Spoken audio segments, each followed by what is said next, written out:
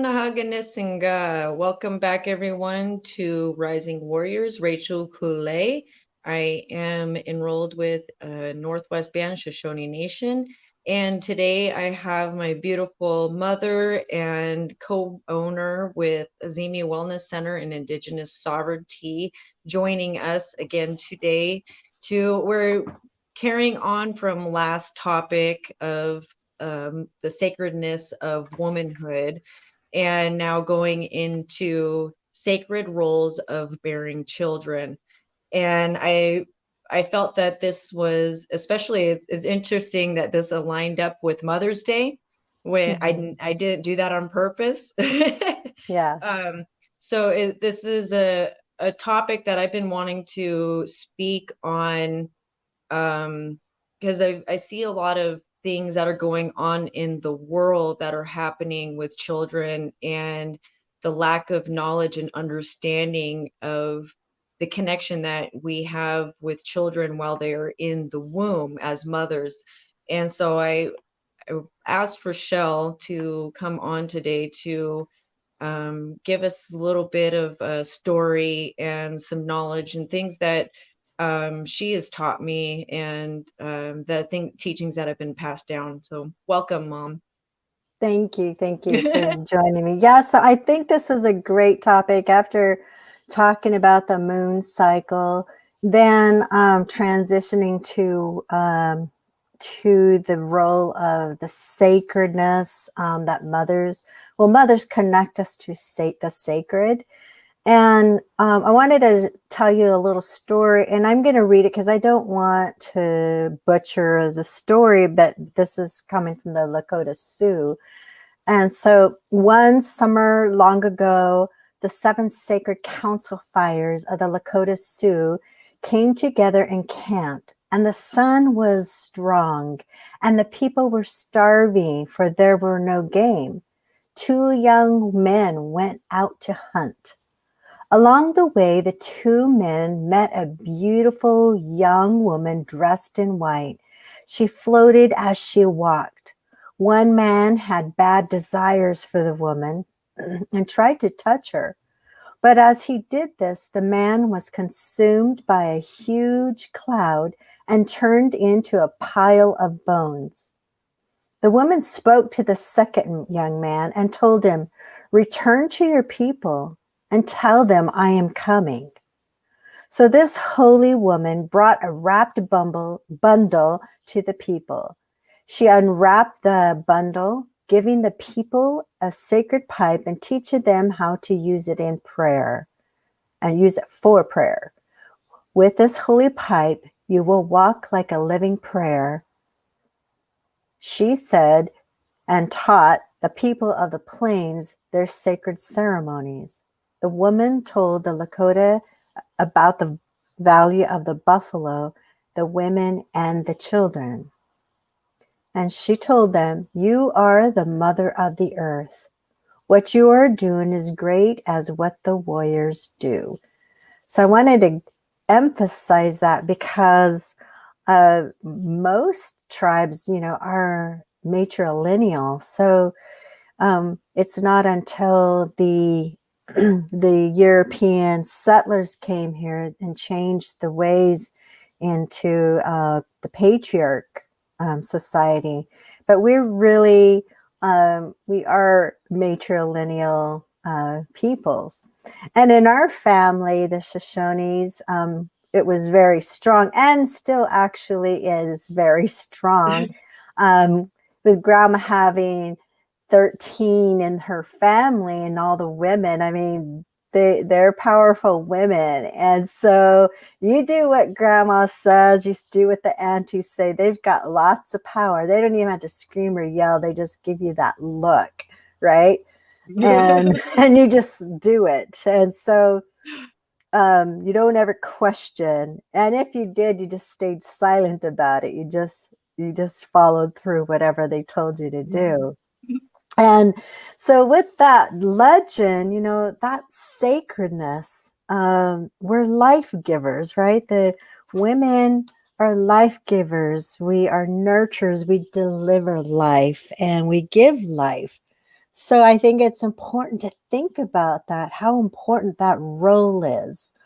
And what I wanted to really talk to us is that talk about is how we are, how mothers are the connectors to the sacred, to all things that are sacred, and how that we are tied with the Mother Earth. We're closely knitted with that, with her, and we are very interconnected with everything.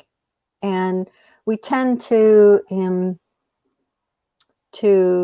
we tend to separate things in life, like that's the physical body, that's the mental, that's the spirit. And so then every individual thing comes separately, religions, church, and then if there's any mental emotional problems, that's the psyche, and then there's the physical, that's a whole different thing. But they all are interconnected. You cannot separate them. If one is out of balance, then everything else is going to be out of balance. So I want to talk about that, because that's where, previously in your podcast, we discussed the sacred role as having the moon cycles, and how we flow through life with that, and how important that is to purge, that energy. And it's very sacred to be mindful of that. But now when you're pregnant, or if you are going through that period in your time in your life, now the importance is, because you're holding something sacred in your body. Now, I know that many people don't believe that the fetus, is important. And I'm not judging on anything. I'm just going to tell you, in our perspective, is that fetus, the moment you conceive that fetus, that little one has a spirit. Okay, right away. And I know that, Rachel, you've experienced, and many women, and I've experienced many miscarriages. But I knew that minute when I conceived, I felt that spirit, that being, and how I knew how sacred that little one was. So in life, in our Western thinking, that Western colonization and that thinking, we're not looking at the child, this new baby, this fetus that's forming, as a whole being. We have this false idea that it's so separate, that you have just a body that is like a tadpole and it doesn't really exist. And it does. It already has formed a spirit. So what do you do, with that? I don't know.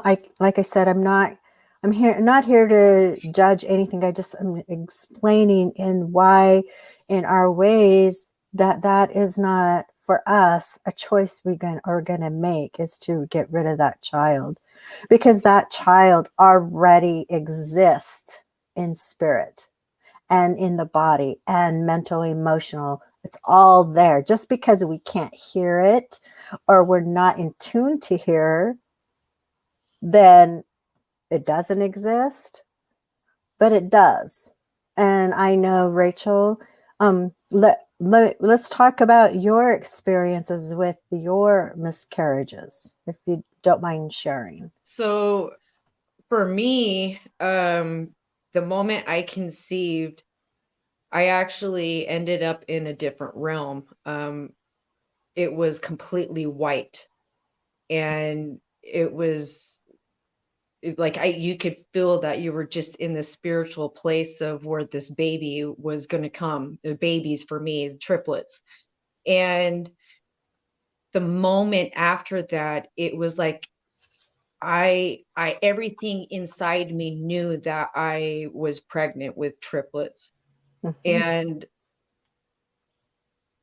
that exact moment too, afterwards, I think it was really the next morning. That's when I woke up, that's when I heard their voices. Mm-hmm. And that's when I started hearing them. And then all of a sudden, like my whole conscious and my awareness changed with how I was thinking, because they were inside me. So therefore, they were absorbing everything I was thinking, doing, eating, talking to, or even people that were talking to me. And I was in a very abusive marriage at that time. And so for me, it was now protecting this space. It was about protecting these babies that were going to come and were already coming. And every moment that I carried them for 4 months, every day, constantly, I could feel them. I could hear them as if like I'm hearing you speak right now, but with Mm-hmm. my eyes closed. And I started realizing that I started teaching them.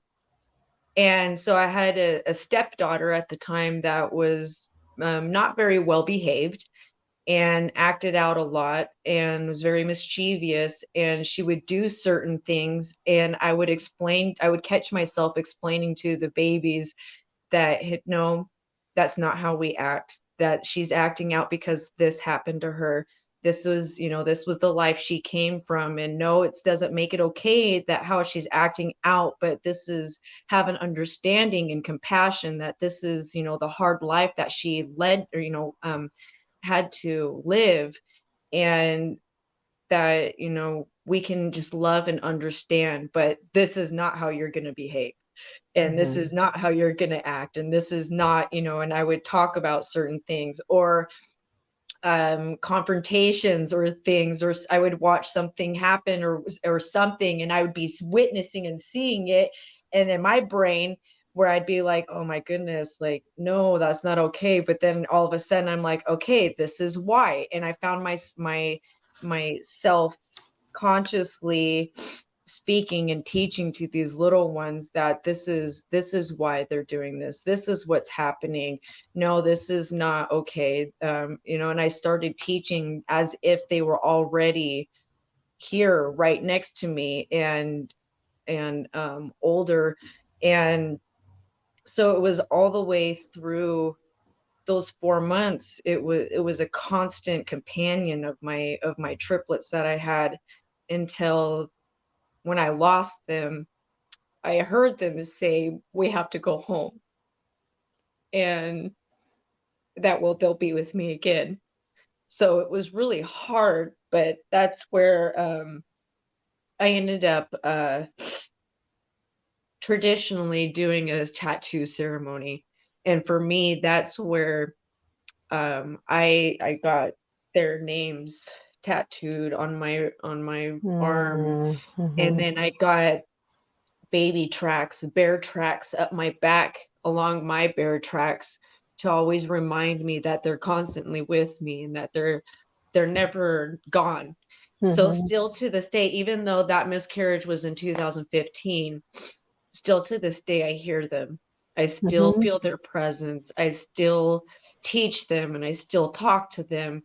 And what helps me get through that, for the miscarriages, because there's so many I think I've had 36 miscarriages, and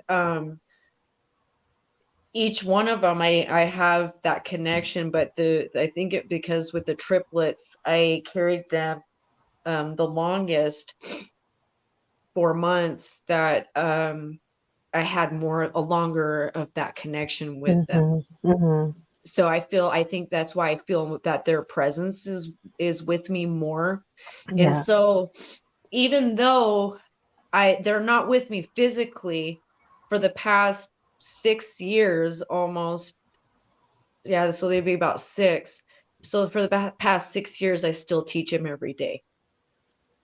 I still walk my path as if they're right here watching me and learning right from me, because I know that and I feel that connection. So for me, hearing so many people talking and saying that, especially with abortions, and that how, they don't have a spirit and they're not alive, and, you know, it doesn't matter, but it really does. And like we were talking earlier, that kind of goes into this part, is now like when we do and we aren't consciously aware, we absorb, and when we're in the womb, we absorb those trapped emotions that our mother's feeling. Mm-hmm. And so that was the next thing that we wanted to talk about, is that absorption, because you went through that, and with grandma, and understanding, those things, and through the healing work that we do, we understand even more the trapped emotions that we can inherit through the womb, through first trimester, second, third trimester, even to the moment of while you're coming out of the birthing canal. Those emotions at that moment, that with whatever the mother may be going through, that we can absorb, and that plays a role into our life too, as we go throughout life. And so we wanted to talk about that too. Yeah. Thank you, Rachel, for sharing your story. It's not easy, but, and, when you lose those little ones, um, I've heard people go, it's just, you just had it for a month or two. What's the big deal? Get over it. But you feel the sense of loss. You feel every time it's that when you have that miscarriage, you feel the remorse, you mourn for that. And so, yeah, I want us to talk about that. What does that mean? Long, the grandmothers, I have learned that they always said, when you're carrying the child, you're to try to live in the best possible way, in harmony in your life, in sacredness, and teaching that baby while it's in the womb. Their spirit is very, it's awoke, is it awoke? Yes. Woke. Awake, woke. Woke. Woke. And it is, they are very aware of everything. And they and they're aware of our sense of needs and the things we need. So um as so we're told to walk in this way and hold the very best emotions while you're carrying that child, because there's an understanding that that baby absorbs your emotions. They absorb what's going on in the atmosphere. They could hear. Maybe they don't understand. I'm not sure, but I know the spirit does. But if there is fighting and arguing, that vibration. So let's talk about the vibration. There's that energy that's coming through, and you're also spewing out. They absorb that emotion, and and then we set them up already in their. They didn't even get to start life with this pure joy and love. It's already set up for them, to feel the things that their mother hasn't absorbed. So if she's feeling unworthy, then guess who's going to feel unworthy through their lives, unless they are. And we'll talk about that. What do we do for that part of healing?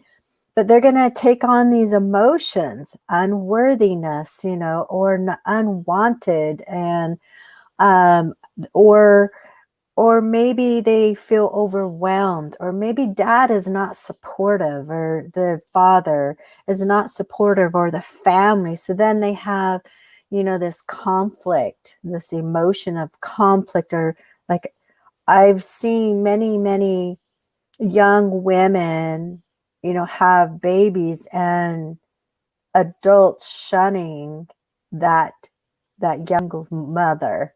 Hmm. And and the parents are upset because their daughter is pregnant, and it breaks my heart because maybe it's not the best timing, right, for the teenager, but don't forget the baby. We got to celebrate this child that's coming into this life, and we need to make them feel that they're honored and celebrated. And so, when I would hear about this, I would throw baby showers for these young girls, because I'm like, no, these children, these young moms have to be celebrated. Those babies need to be celebrated that they're coming to this earth. They shouldn't come here feeling ashamed for being here on this earth when it's totally out of their control. So, and then, or sometimes, young or mothers feel like they're not getting love. Their love is unreceived, or they feel abandoned because, their significant other left them. So the babies are going to take on those emotions. And I'll just give you a quick example. But for example, for a long time in my part of my life is I always felt like there was this emotion of not being wanted, like I didn't belong. So my mother, when she was in the military, she had me out of wedlock.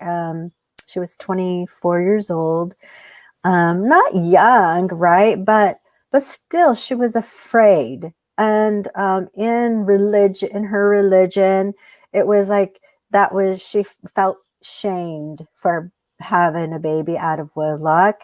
And so then there came that emotion as feeling shame, having shame. And then, but deciding or wondering what to do. Is she going to have me adopted? Is she going to keep me? It never in her mind was she going to have an abortion, but she just did. She was lost. And later, as I had done my work, that came up, feeling unwanted, and that was absorbed from my mother. So I had a discussion with my mom, and I asked her, what were you going through when you were, while you were pregnant with me? And she said that was the time she just felt so lost. First, she was in the Army. At that time, they wouldn't let you stay in the Army if you were pregnant. So she did get honorably discharged, but that was to her shame to her. Like she did something wrong. And then her religion. And then, so that's another thing. And then, so all these emotions I was taking on, and it made so much sense. But once I cleared it, it went away. I felt a purpose.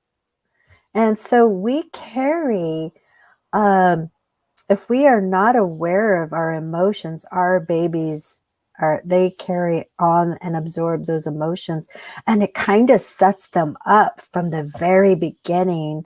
Like that shouldn't that's not how life should ever start. It should be joyful and celebrated, and the child is excited to learn and grow and experiment and just see life with amazing, beautiful, clear eyes. But if we come with these emotions and absorb from a household that is angry and unsupportive, and there's abuse or depression, then guess what?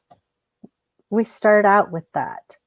So that's what, I want to go to that way of women. We give life, right? And we nurture life and we deliver life. But we also then set our children up. Now, there's going to be people like, I didn't think about it in that way. Now, what do we do? How do we take care of that? Because now today's life is different. Mother's got to work. mother's got a maybe is a single parent, and so now there's pressure right there. There's a whole nother role that you have to take. There's or they're trying to go to school, or there's trauma, there's unemployment, especially COVID, and during the pandemic. There's so much stress, and that's not including what if you are a person who can feel other people, and so then you have that, and so you got to be able, there's so many things you've got to start doing. So I guess what we should talk about is during that time while you're carrying that child, there are some steps that you should be aware of. If you're pregnant now, then start clearing. That's what we talk about. Every culture and even religion has this meridian right here, the crown chakra. And it's beautiful to see so many cultures throughout the world. But when we do the clearing, you clear and recognize that emotion. So in order for something not to be trapped, say you're carrying your child and you're just like, you got so frustrated with someone, acknowledge the emotion. Okay, this is what, and you could already be teaching, okay, this is what I didn't do right, or I shouldn't have reacted that way, little ones, just like you were talking. So I think that's a great segue. You're teaching them. And that's the thing is, yes, we're human beings and we make mistakes, but talk about that. Talk about, that wasn't a good choice what I just did. Or that person's behavior isn't the way that they should have handled that. I need you to learn this and watch this and then clear the stomach. I shielded you and I cleared you from this emotion, and acknowledge that emotion. What is it? Anger, frustration, pride, shame, shock, unworthiness. What are those emotions you're experiencing? And release. I release. You go over, you don't need, you could, if you have a fan or a feather, clear. I released the trapped emotion of unwanted or frustration. Quartz is another one you can use clear. too. I clear sadness, use that as a clearing and letting go. Or imagine light flowing through the top of the head and flowing throughout the body and releasing unwanted. That's a way you could do that. Then ask yourself, if while the baby's in the womb, is what does it need? What do you need today? And start paying attention and listening to. You should know the difference between your own thoughts and then someone else. Or if you are to be in tune with the spirit, to hear, I hear, you hear, we hear. When there's a spirit that comes, you recognize those spirits. Oh, that's grandpa, that's grandma, that's mom, that's your babies, oh, that's my little one I lost. Though you start to recognize that. Then when you are connected with your baby, you should be able to hear their thoughts, because that's how connected we can be. And you're like, no, that isn't my thought. Or what are we going to eat today? Oh, I really like those lemon drops that you keep eating. I want that. So really start to be in tune with those thoughts that are normally not yours. They're probably the baby's. It's just an intuition. You just know. So start paying attention to your thoughts and what the baby's needing. So 1, release it. 2, acknowledge those emotions you're experiencing so they don't become trapped. And then talk to your child. What is this all about? I'm sorry you had to witness this, but this is part of life, but it has nothing to do with you. This is all grown up stuff. You got to just stay in your peaceful environment and be grateful that you're just in my tummy and don't have to be an adult at this moment. So just be a child and suck your thumb and just love life in there.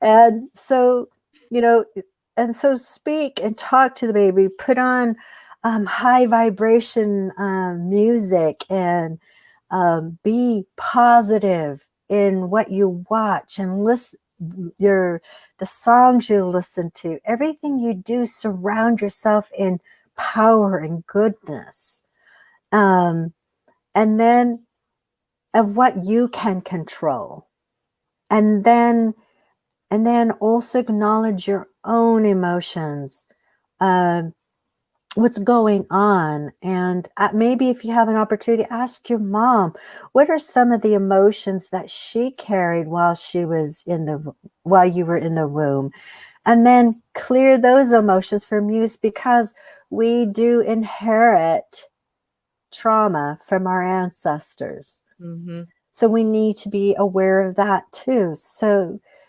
there's all these things that I'm sad to say, because the more and more I help and work on people,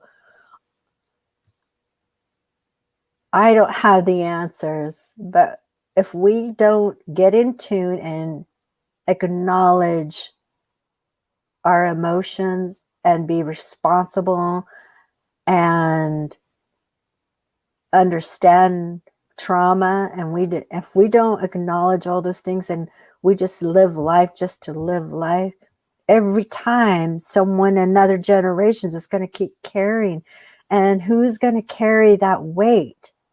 And I don't know if that human being is going to be able to take it. They're going to break. And I see it all over the world, that people are holding on ancestral trauma and they're breaking.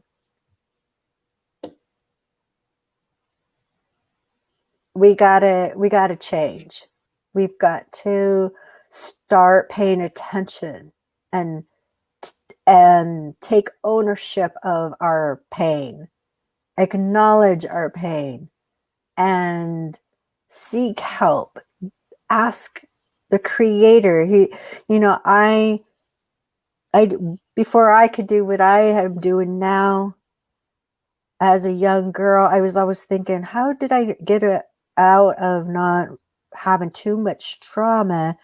But I realized today, and I was thinking about it, I always prayed. I'd get on my knees and just cry, say, Creator, I need help. I don't know what to do. And when you're raising those babies, ask, I don't know what to do with this child. And that could be a whole nother segment, Rachel, is that raising children. And then it could be toddlers, and then it could go to pre-teens and teenage, times. But Creator is like, I would say, I can't do this. I don't know what to do with this. And I'm little, and I don't know how I knew, but I'm like, here, I can't do this. I don't know what to do with this. And you just say, here, guess what? Every time I feel peace and feel validated as a human being that it's going to be okay. You're going to be fine. And every time it was gone. And so we have to be connected to Creator. We cannot avoid Him. We can't avoid that power that can take those things away, or acknowledge who can help me, or Creator, please help me. And guess what? That's part of our mission too. If we're in tune enough, we are the answers to those people's prayers, to our brothers and sisters' prayers. If we don't listen, that's going to be on us for not listening. And someone that needed us, we denied their prayers. And that's not Creator not answering their prayers. It's that we didn't fulfill that answer to that person's prayers. We are human beings who need each other. We cannot dismiss each other. If there is one homeless person out there, then we're all responsible for that one homeless person. We're responsible in helping each other and building each other up. And so women do give life. We are the nurturers and we deliver life. And that doesn't just mean the womb. It means everything we do. We are that nurture. We give that power to life. And we hold this sacred space in our homes. And that's what we need to do, continue to do.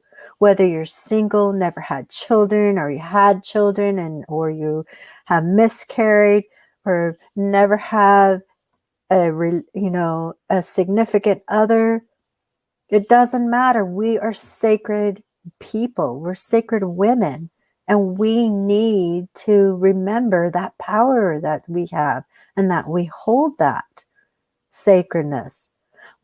And just because we're not in the, in our womb, we are in the womb of the Mother Earth. And that too, we have to discuss at some time. But Mother Earth, she's absorbing everything that we do to her. And it's not just what we're doing, it's what we think. So if my baby in the womb could feel and absorb everything, well, guess who else is absorbing and feeling everything? Our mother.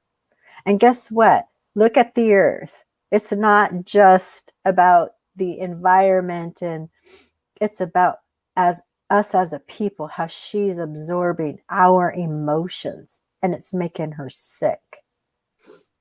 And we have to honor and respect her. We've got to wake up. We cannot be so blind and oblivious to the sacredness that life has to offer us. Creator put us here. We're here.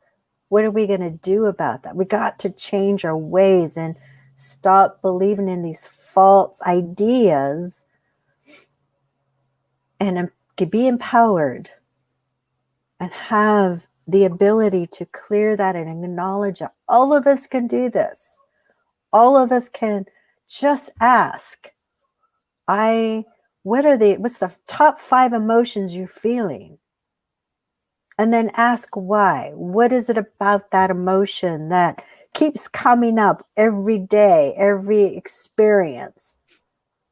Well, it started, and just if you listen, age 2. What happened at age 2?